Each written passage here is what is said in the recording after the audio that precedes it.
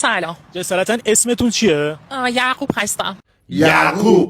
یعقوب وقتی داشتی اسمت انتخاب میکردی فکر بقیه یعقوبا هم که عقد 2 برابر من ریش سیبیل دارن میکردی. اصلا کاری به هیچی ندارم. این تون اسمت اصلا به یعقوب یعقوب باید باشی یعقوب با خیابان ببنده با چاقو بشه. شلوار زگری پا. به نظر شما یه مرد واقعی چه ویژگی‌هایی باید داشته باشه؟ یعنی شما این همه مردونگی رو تو من نمیبینید؟ هر چی که از کاری به مردانگی نرم حامله ای شکمش یکم غیر عادی نیست. خجالت نمیکشی انقدر عزت یعقوب رو ریدی توش؟ فقط اسمت مردانگی داره. یعقوب فقط یعقوب من بقیه‌اش من مردانگی نمیبینم. شاید مردانگی تومه. توشه؟ گفت تو من مردانگی نمیبینی؟ شاید غیبه. شما باید بگید کلونوسپسی. آندوکلوپسی. مرد بودن به ریش سیبیل نیست، به اباحتی که من دارم.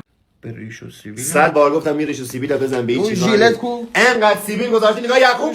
اون ژیلت من کو؟ یه لحظه تو رو خدا خودتان وجدان ندار. این قیافه ارشیاس. او قیافه یعقوبه. یعنی کی سبتوار چرا رو اسم مثلا حساسیت نشان نمیده؟ تو باید یعقوب باشی، او باید ارشیا باشه.